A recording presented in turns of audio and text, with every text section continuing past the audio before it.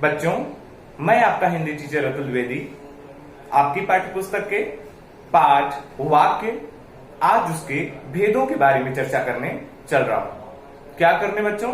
भेदों के बारे में चर्चा करने चल रहा हूं।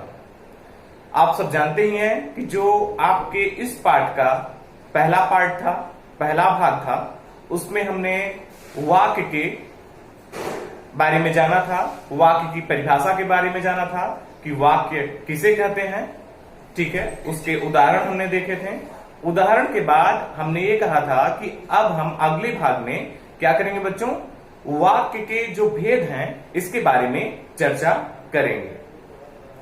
तो आइए वाक्य के भेदों के बारे में चर्चा करें। इसके पहले हम एक बार फिर से वाक्य की परिभाषा देख लेते हैं कि वाक्य की परिभाषा क्या है या वाक्य कहते किसे हैं।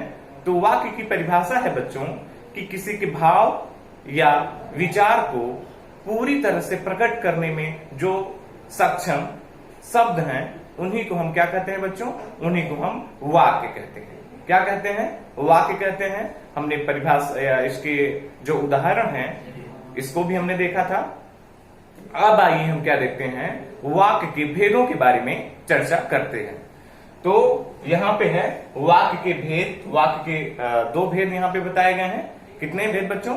आपकी पाठ्य पुस्तक के अनुसार वाक्य के दो भेद हुए। पहला है उद्देश्य और दूसरा है विधेय। ठीक है बच्चों, इसका मतलब क्या है कि वाक्य के दो भेद हुए, पहला उद्देश्य और दूसरा जो है वह विधेय। तो आइए हम पहले उद्देश्य के बारे में जानकारी प्राप्त करेंगे कि आखिर उद्देश्य किसे कहते हैं। उद्देश्य की परिभाषा जानते हैं तो इसमें यह है कि वाक्य में जिसके विषय में कुछ कहा जाता है, वाक्य में जिसके विषय में कुछ कहा जाता है उसे उद्देश्य कहते हैं। क्या कहते हैं बच्चों? उद्देश्य कहते हैं। अब आप फिर से एक बार परिभाषा को समझने का प्रयास करें कि वाक्य में जिसके विषय में कुछ कहा जाता है, मतलब जब कोई वाक्य हो और जिसके विषय में वह कुछ कहा जा रहा है उसी को हम क्या कहेंगे? उद्देश्य कहेंगे। आइए उदाहरण देख लेते हैं। उदाहरण है जैसे रजत आम खाता है। क्या है बच्चों? रजत आम खाता है। यह एक वाक्य है, आप सब समझते भी होंगे। वाक्य की परिभाषा भी आपने पढ़ी थी कि किसी के भाव या विचार को पूरी तरह से प्रकट करने में समर्थ जो शब्द हैं, उन शब्दों का जो समूह है उसी को हम क्या कहते हैं बच्चों? उसी को हम वाक्य कहते हैं। तो यहां पे हम ये देखते हैं कि ये वाक्य है, रजत आम खाता है। रजत आम खाता है यह वाक्य है और उद्देश्य की परिभाषा है कि वाक्य में जिसके विषय में कुछ कहा जा रहा है उसे हम उद्देश्य कहेंगे। तो रजत आम खाता है। अगर हम कौन शब्द का प्रयोग करें, क्या शब्द का प्रयोग, कौन से शब्द का प्रयोग करें बच्चों? कौन शब्द का प्रयोग करें। ठीक है, तो हमें ये उत्तर मिलता है कि किसके विषय में ये बात की जा रही है, यह चर्चा किसके विषय में की जा रही है। तो हम यहां देखते हैं कि जिसके विषय में कुछ कहा जाता है तो कौन शब्द का प्रयोग करने से हमें पता चल जाता है। तो जैसे रजत आम खाता है तो हम यहां प्रयोग करते हैं कि कौन आम खाता है। तो बच्चों आप सब कहेंगे कि रजत आम खाता है। तो मतलब रजत के बारे में यह बात कही जा रही है कि कौन जो है आम खा रहा है? रजत आम खा रहा है। इसलिए जिसके विषय में कुछ कहा जाता है उसे हम उद्देश्य कहते हैं। क्या कहते हैं बच्चों? उद्देश्य कहते हैं। दूसरा उदाहरण इसका है, सुधा पुस्तक पढ़ती है। सुधा पुस्तक पढ़ती है वाक्य है। वाक्य क्यों है? क्योंकि किसी के भाव या विचार को पूरी तरह से प्रकट करने में समर्थ सार्थक शब्दों का जो समूह होता है, ठीक है, उन्हीं को हम क्या कहते हैं? वाक्य कहते हैं। तो ये पूरी तरह से भाव या विचार को प्रकट कर रहा है। सुधा पुस्तक पढ़ती है। तो सुधा पुस्तक पढ़ती में कौन पुस्तक पढ़ता है बच्चों? किसके बारे में बात कही जा रही है कि कौन पुस्तक पढ़ रहा है?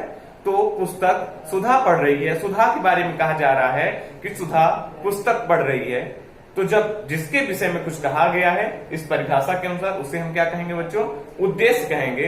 तो इस तरह से जो सुधा पुस्तक पढ़ती में उद्देश्य है वह सुधा होगी। ठीक है बच्चों।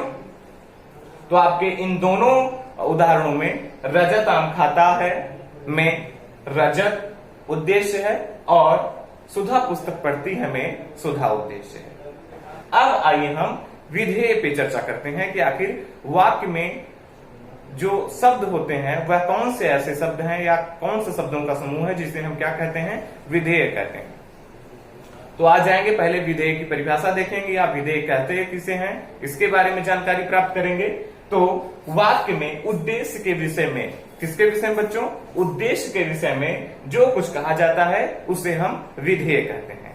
मतलब अभी तक हमने उद्देश्य में यह पढ़ा कि जिसके विषय में कुछ बात कही जा रही है, वाक्य में जिसके विषय में कुछ बात कही जा रही है, ठीक है, जो करता है उसी को हम क्या कहते हैं, उद्देश्य कहते हैं। वहीं दूसरा जब विधेय है, मतलब वाक्य का दूसरा जो भेद है विधेय, इसमें हम यह देखते हैं कि वाक्य में उद्देश्य के विषय में, किसके विषय में बच्चों, उद्देश्य के विषय में जो कुछ कहा जा रहा है। मतलब उद्देश्य के विषय से तात्पर्य यह है कि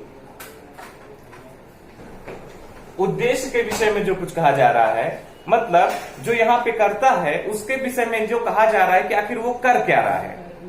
ठीक है, कर्ता कर क्या रहा है, उद्देश्य के विषय में जो कुछ कहा जा रहा है उसे हम विधेय कहते हैं। जैसे उदाहरण देखते हैं, सीता नाचती है। अब सीता नाचती है में हम देखते हैं कि सीता, अगर एक तरह से पहले उदाहरण के हिसाब से देखें कि उद्देश्य इसमें क्या है, तो उद्देश्य इसमें है सीता, क्योंकि इस वाक्य में सीता के ही विषय में बात कही जा रही है। क्योंकि सीता नाचती है, नाच कौन रहा है बच्चों, सीता नाच रही है, अतः सीता जो है उद्देश्य हुआ। अब दूसरी परिभाषा के अनुसार कि विधेय कौन है, वाक्य में उद्देश्य के विषय में जो कहा जा रहा है उसे हम विधेय कहते हैं। तो उद्देश्य यहाँ पे सीता है, अब सीता के विषय में जो कुछ कहा जा रहा है उसे हम विधेय कहते हैं। क्या कहते हैं बच्चों, विधेय कहते हैं। तो यहाँ पे सीता नाचती है, तो सीता के विषय में कहा जा रहा है कि वह नाचती है, तो जो यह नाचती है यह हो जाएगा विधेय। ठीक है बच्चों। अब इसी तरह से दूसरा उदाहरण देखते हैं, रजत स्कूल जाता है। रजत स्कूल जाता है, यह एक वाक्य है। वाक्य कैसे है बच्चों, क्योंकि किसी के भाव या विचार को पूरी तरह से प्रकट करने वाले सार्थक शब्दों के समूह को हम वाक्य कहते हैं। इसलिए यह सार्थक शब्दों का समूह है जो अपने भाव या विचार को प्रकट कर पा रहा है, इसलिए हम इसे वाक्य कहेंगे। वाक्य में अब देखते हैं कि आखिर ये वाक्य है तो उद्देश्य क्या है। तो उद्देश्य की परिभाषा है कि जिस वाक्य में जिसके विषय में कुछ कहा जाता है उसे हम उद्देश्य कहते हैं। वहीं दूसरा विधेय हो गया कि उद्देश्य के विषय में जो कुछ कहा जाता है उसे हम विधेय कहते हैं। तो इस वाक्य में हम देखते हैं कि रजत स्कूल जाता है, मतलब रजत के बारे में कहा जा रहा है कि रजत स्कूल जाता है, तो रजत उद्देश्य हुआ। अब दूसरी परिभाषा के अनुसार, विधेय की परिभाषा के अनुसार कि उद्देश्य के विषय में जो कुछ कहा जाता है उसे हम विधेय कहते हैं। तो उद्देश्य चूंकि हमारा रजत है, तो रजत के विषय में जो कुछ कहा जा रहा है उसे हम क्या कहेंगे बच्चों, उसे हम विधेय कहेंगे। तो रजत स्कूल जाता है, कौन स्कूल जा रहा है, रजत स्कूल जा रहा है। उद्देश्य के विषय में कही गई बात क्या है कि वह स्कूल जा रहा है, अतः स्कूल जाता है क्या हो जाएगा बच्चों, विधेय हो जाएगा। क्या हो जाएगा, विधेय हो जाएगा। ठीक है, आप सब अच्छी तरह से समझ गए होंगे कि वाक्य किसे कहते हैं, वाक्य के उदाहरण क्या है, आपने ये भी देखा। ठीक है, आपने वाक्य के भेद कितने होते हैं इसके बारे में जानकारी प्राप्त की। वाक्य के दो भेद होते हैं, ये भी आपने जाना। कौन कौन से होते हैं, उद्देश्य और विधेय, इनके बारे में आपने जानकारी प्राप्त की। उद्देश्य किसे कहते हैं, वाक्य में उद्देश्य क्या होता है ये भी आपने जाना उसकी परिभाषा के अनुसार। और वाक्य में विधेय कौन से होते हैं, विधेय किसे कहते हैं, हम कैसे जानेंगे कि विधेय वाक्य में क्या है, इसके बारे में भी आपने जानकारी प्राप्त की। ठीक है बच्चों, तो आज के लिए और इस वीडियो से, आपके इस पार्ट से बस इतना ही। आगे की वीडियो में हम इसी पार्ट से संबंधित जो प्रश्न है उनके उत्तर आपके लिए लेकर के आएंगे। ठीक है बच्चों, धन्यवाद।